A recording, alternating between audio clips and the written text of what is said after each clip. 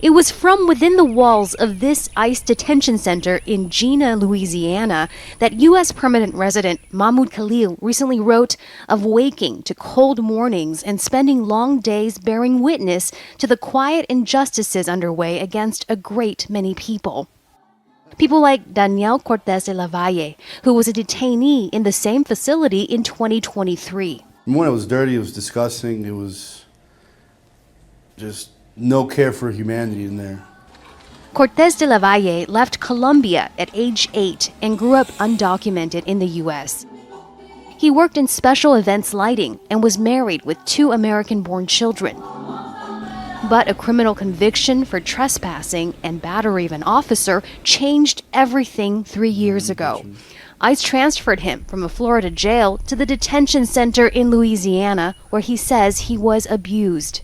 It was just a constant of them, showing me that, hey, you can complain and you can say this, but we have the bigger foot, we're going to step on you. Cortez de la Valle has epileptic seizures. He says during his detention, medical staff drilled into his bone marrow to deliver medication without anesthesia. They laughed at it, and then those comments throughout my whole detention was, oh, we're going to drill into you again if you keep having seizures. He says he was also handcuffed to a hospital bed and sexually assaulted. He had 44 seizures while detained, went on hunger strikes, and attempted suicide multiple times. You feel hopeless. You're like, what am I doing here?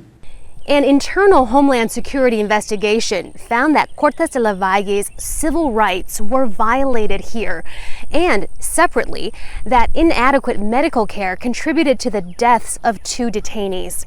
The center is run by the private prison company Geo Group.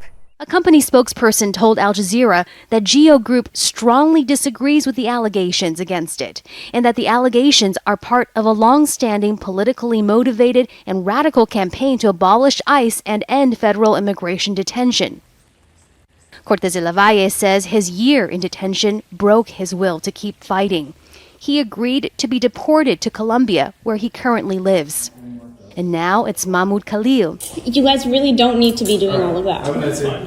As well as Turkish student Rumeysa Ozturk, also arrested after criticizing Israel's war on Gaza and sent to detention in rural Louisiana, hours away from major cities and lawyers. You speak out, you're going to go get locked up in this rural, isolated place far away from your support system. The U.S. government detains more than 6,000 immigrants in Louisiana, second only to the state of Texas. Across the country, about 35,000 people are being held in immigration detention, a number Trump says he'd like to see grow exponentially. Heidi Zhou-Castro, Al Jazeera, Jazeera, Louisiana. Make sure to subscribe to our channel to get the latest news from Al Jazeera.